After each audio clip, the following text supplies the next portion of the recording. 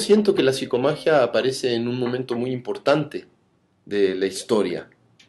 Es un momento en el que uno se da cuenta que la palabra no basta, que analizar, comprender y sentarse en una sala, en unos sillones a conversar sobre sus neurosis, sobre sus dificultades y sus bloqueos,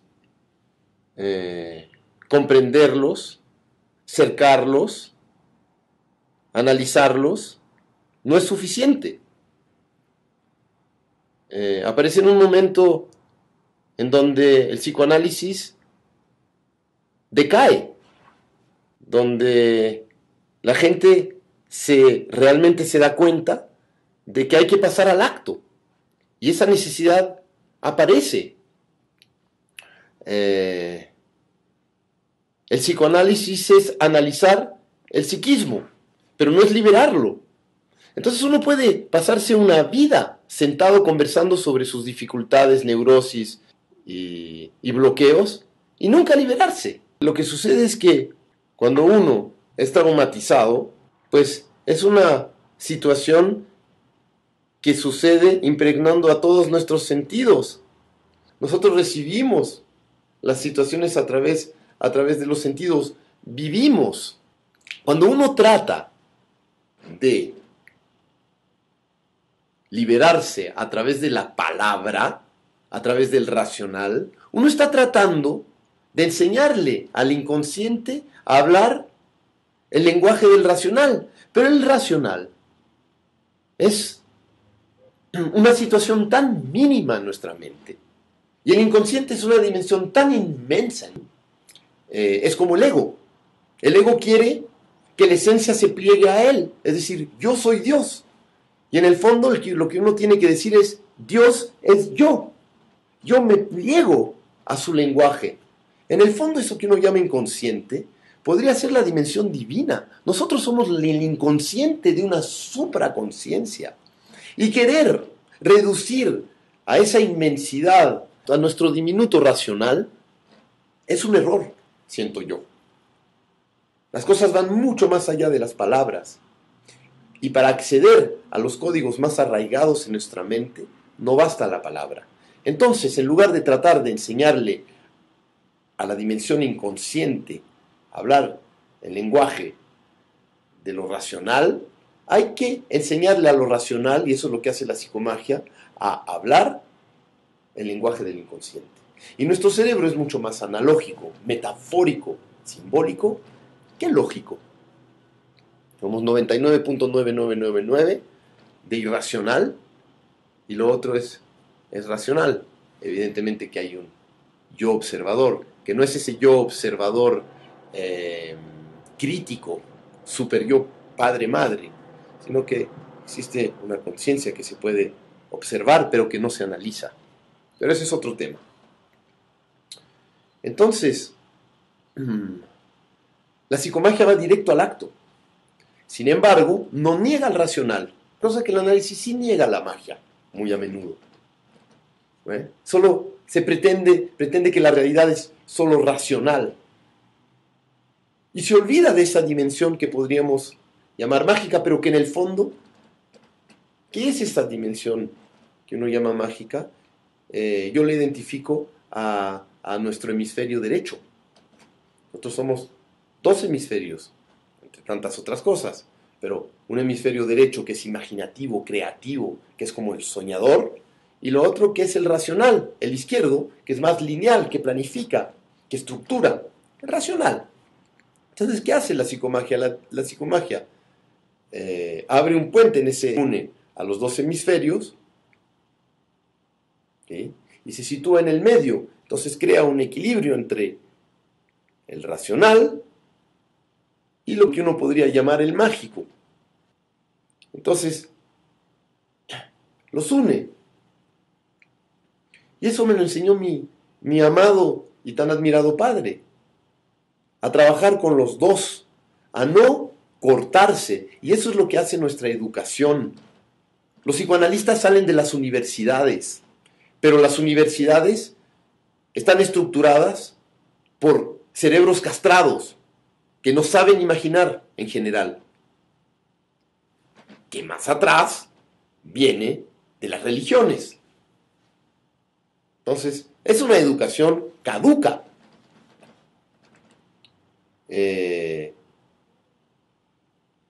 hay que revisar. ¿Ves? Entonces, la psicomagia es una especie de revolución, de reevolución, para evolucionar, es decir, para unirse. ¿Ves? Y de alguna manera, a través de la metáfora, que es el lenguaje fundamental de nuestro cerebro, a través de la metáfora se crea una llave simbólica, una especie de holograma que permite el acceso a esos códigos tan arraigados en nuestro cerebro más reptiliano y límbico emocional. ¿Ves? Que no se puede llegar a través de la palabra, entonces se llega a través de la metáfora. Entonces, ¡bum!, es como si se abriera la caja, uno puede reestructurar memoria, dar nuevas informaciones, a veces inclusive realizar impulsos que para el psicoanálisis son irrealizables, como el incesto, como el crimen, como morirse, como convertirse en lo que uno quiere, como en los sueños. Es decir, en los sueños todo es realizable. Y con la metáfora también todo es realizable. Puesto que por un lado, el racional se dice, estoy acuchillando a un osito de peluche con la foto de mi papá, pero por el otro lado, la dimensión proyectiva lo ve como si fuera real y lo vive y se libera.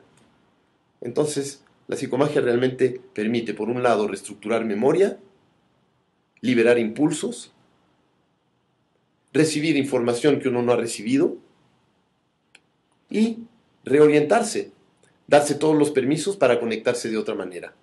Porque en el fondo, ¿qué sucede?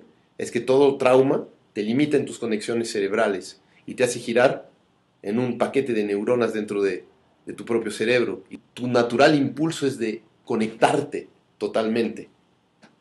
Entonces la psicomagia en el fondo ayuda a conectarte, a abrir esas puertas, a salir de las esferas de la infancia, porque en general uno crece físicamente y queda encerrado en una esfera psicológica, una esfera invisible por supuesto, pero limitado. La psicomagia abre, libera y te permite entrar en el proceso natural de mutación y pasar de un ciclo a otro, porque en el fondo nuestros cerebros van repitiendo y repitiendo y repitiendo ciclos y no pueden salir de esas especies de círculos repetitivos. Entonces la psicomagia te ayuda a terminar con esos círculos repetitivos y entrar en tu presente. Pero el presente no quiere decir siempre estar aquí ahora, porque el aquí ahora siempre es diferente. Es decir, estar en un proceso de mutación constante, de regeneración, de nacimiento constante. Le da aire a tu cerebro. Yo que la he aplicado ya hace, yo creo que 30 años, explorado, me doy cuenta que la psicomagia es una especie, no un trauma, pero podría actuar de la misma manera, pero en positivo. Es una programación. Es como una semilla, el acto que entra en esa dimensión no consciente y se planta ahí para siempre. Una vez que tú hiciste y realizaste un acto, es para toda tu vida. Está en ti. Es un ritual. Es una situación que es imborrable, a menos que hagas un contrato, por supuesto, para ese acto, como un trauma. Y entonces, poco a poco va a provocar un cambio en ti. A veces provoca crisis si tú te resistes y si sigues pensando y comportándote como te comportabas antes de hacer el acto, porque no basta con hacer el acto, hay que cambiar todo tu ser, tu forma de pensar, tu forma de sentir, a veces hasta tu forma de vestirte, tus relaciones sexuales, tus propósitos, y entrar en una situación de vida que corresponda al acto que hiciste. Y en el fondo todo acto tiene como propósito alinearte con la dimensión transpersonal de la existencia.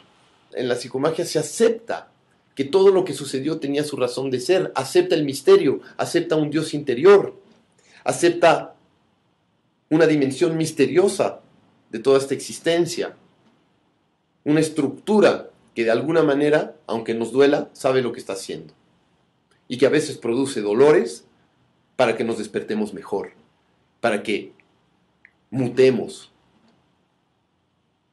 Entonces se honra todo lo que uno utilizó, se planta una planta para decir que de eso va a surgir belleza que va a perfumar al mundo. Es enseñarle a pensar a nuestro cerebro de forma no verbal. Pero la psicomagia es todo un arte, porque también el acto es como una expresión de la belleza, pero uno no puede aconsejar un acto para realizarse como artista tampoco, porque no es algo personal, es un arte sagrado.